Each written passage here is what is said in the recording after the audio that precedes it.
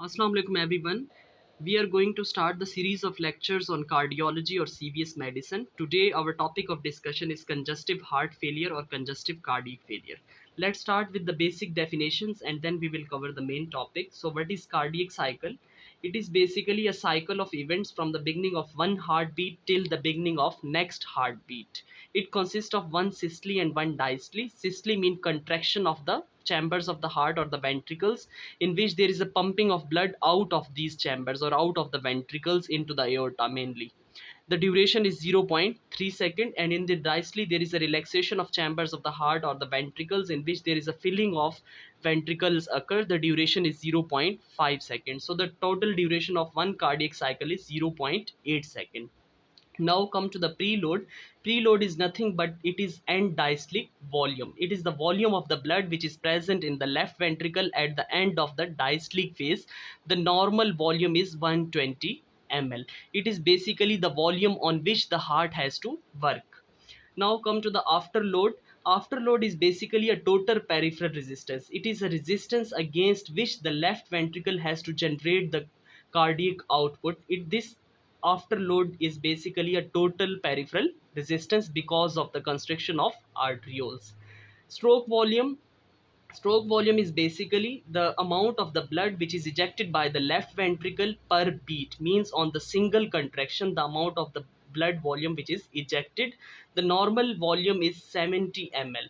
The normal stroke volume is 70 ml. Come to the cardiac output. Cardiac output is basically the amount of the blood which is ejected by the left ventricle per minute. Cardiac output is equal to heart rate multiplied by stroke volume. So the normal heart rate is 72 beats per minute and the stroke volume is this 70 ml. So it is 5040 ml. It is equal to 5040 ml. In simple words, we can say that it is 5 liter. The normal cardiac output or the blood which is ejected by the left ventricle per minute is 5 liters. Now come to the ejection fraction. It is nothing but the percentage of the blood volume which is ejected by this left ventricle per beat. So it is in simple we can say that ejection fraction is equal to stroke volume divided by the end diastolic volume, because the stroke volume is actually the part of this end diastolic volume. So stroke volume divided by end diastolic volume into 100. It is basically ejection fraction is in terms of percentage. It shows that how well the left ventricle is working. So stroke volume is normally 70 ml and the end diastolic volume is 120 ml. Multiply by 100, it is equal to 58%. So the normal ejection fraction is 58%. Now come to the main topic, which is heart failure. It is a clinical pathological syndrome which is characterized by the failure of the heart to generate enough cardiac output to meet the minimum metabolic needs of the body tissues and the viscera. In simply, we can say that heart has failed to generate the cardiac output and cannot meet the metabolic needs of the body. It is a final common pathway of wide variety of the cardiac diseases. Most of the cardiac diseases ends up with this heart failure. There are three major reasons for the heart failure. One is increased afterload, as we have discussed previously, all these factors that increased afterload, contractility failure or failure of the contraction of the heart or the myocardium, and increased preload. Let's discuss all these factors one by one. As we have discussed previously, that the afterload is basically the resistance here, the resistance in the arterioles against which the left ventricle has to generate the cardiac output, against which the left ventricle has to work. So the afterload, there are various reasons or causes of this increased afterload. Mainly there is a pressure overload. So the main reasons are systemic hypertension. This is the most common cause of this increased afterload. Systemic hypertension, aortic stenosis or the nerving of this aorta causes the increased resistance or increased afterload. So other reasons are contraction of aorta and hypertrophic obstructive cardiomyopathy. These are the various reasons which increases the afterload, so that the heart has to work more against this high resistance. The second reason is contractility failure. This is due to the failure of myocardium to contract. The pathology here is in the myocardium or the musculature of this heart. There are multiple reasons for this contractility failure. The reasons may be intrinsic reasons or extrinsic reasons.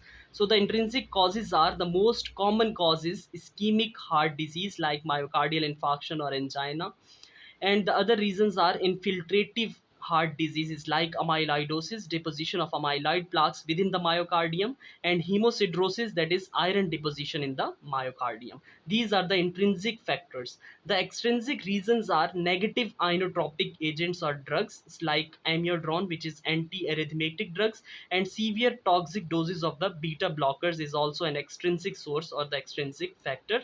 The other extrinsic factors which causes the contractility failure or the myocardial failure is acidosis and alcohol. Basically, the alcohol damages the myocardium and leads to contractility failure. Now come to the preload. As we have discussed, that preload is nothing but the end diastolic volume.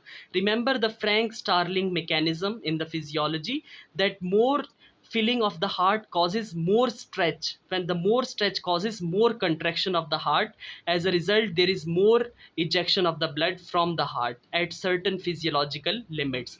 But when there is a increased in the end diastolic volume pathologically, here as you can see in on the y-axis there is cardiac output, and on the x-axis there is end diastolic volume. Initially the normal cardiac output is 5 liters, then the normal end diastolic volume is 120 ml. End diastolic volume is 120 ml. So when there is increased contraction, increased volume, that is increased in the end diastolic volume, like from 120 to 150 ml, there is increased cardiac output initially because of increased blood volume in the left ventricle causes increase stretch, and it causes further increase contraction. So there is more ejection of the blood from the left ventricle. Initially it increases the cardiac output. Increase end diastolic volume increases the cardiac output initially. This is Frank Starling mechanism. But further increase in this end diastolic volume or further filling of the left ventricle, there is breaking of the myocardium. Now it becomes pathological. Now further increase in the end diastolic volume, like 250 ml of end diastolic volume, now there is dropping of the cardiac output because of the broken myocardium. Now it is pathological. So this was the Frank Starling mechanism, and this is the pathology which leads to the cardiac failure or the heart failure. Now come to the reasons for increased preload or volume overload. The reasons are mitral valve regurgitation and tricuspid regurgitation, aortic regurgitation, and pulmonary regurgitation. The causes are regurgitation causes the overfilling of the chambers of the heart and increases the preload. So these are the three main factors which causes the cardiac failure. One is increased afterload, contractility failure, and increased preload. Now come to the pathogenesis or the pathophysiology of the cardiac failure.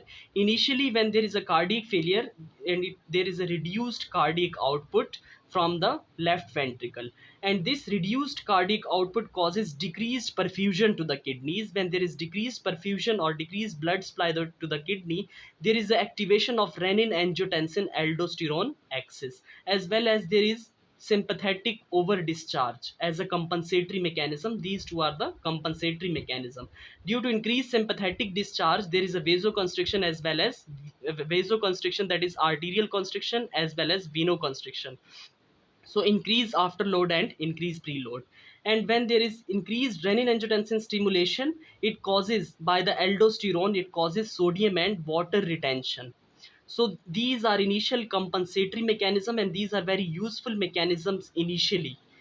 And in order to oppose these mechanisms, when these mechanisms becomes overstimulated, there is a release of atrial natriuretic peptide from the atria, and it causes the opposite action to these compensatory mechanism, and this causes decrease preload, decrease afterload, and there is natriuresis and diuresis. So there is a loss of fluid from the body. As a result, it decreases the fluid retention. All these mechanisms are beneficial initially, that is these are the compensatory mechanism, and increases the blood supply to the various viscera by increasing the cardiac output. But when there is a constant increase in the preload and the constant and chronic increase in the afterload, it causes damage to the myocardium. And also there is fibrosis because of the expression of the fetal genes in instead of the adult genes. And these fetal genes produces a proteins which are very weak proteins, so the weak myocardium or the musculature of the heart becomes more weaker. And also fibrosis occurs, as well as there is left ventricular hypertrophy because of the pressure overload on the heart. So these are the three factors. Now, due to constant increase in the preload and constant or chronic increase in the afterload causes damage to the myocardium, and all these factors contribute to the heart failure. Now the heart cannot fulfill the demands of the body at this stage. Let's draw the graph and understand it graphically. Suppose here on the y-axis there is cardiac output, and on x-axis there is end diastolic volume. Normally the cardiac output is 5 liters. Here this is 5 liter, and the end diastolic volume is 120 ml. Suppose there is a myocardial infarction and damage the myocardium or musculature of the heart. So there is decreased in the cardiac output from 5 liters to 3 liters. So this is but the end diastolic volume is same. This is called uncompensated heart failure. There is no compensatory mechanism at this stage. The cardiac output is 3 liters. But after the compensatory mechanism like sympathetic overdischarge and increased in the renin angiotensin stimulation, there is a compensatory mechanism and little bit increase in the cardiac output, suppose 4 liters, due to compensatory mechanism. Now at this stage, this is called compensated heart failure. This is called compensated heart failure because of the compensatory mechanisms. But after that, there is a constant increase in the preload and constant increase in the afterload. There is a damage to the myocardium and fibrosis and left ventricular hypertrophy. Now further increase in the cardiac output or further increase in the end diastolic volume, there is a damage, more damage to the myocardium, and there is no compensation is possible at this stage. So at this stage, this is called decompensated heart failure. Even increase in the end diastolic volume, but the heart, like suppose 200 ml, increased end diastolic volume, but the heart cannot generate the cardiac output and cannot. Most of the heart is most of the blood is accumulated within the heart chambers and cannot be ejected out properly. Now at this stage, increased end diastolic volume, but there are no compensatory mechanisms are working. So the compensation is not possible at this stage. At this third stage, it is called decompensated heart failure. So this was the pathogenesis of the heart failure. We will discuss the various types of the cardiac failure in the next video. Thank you so much for watching this video.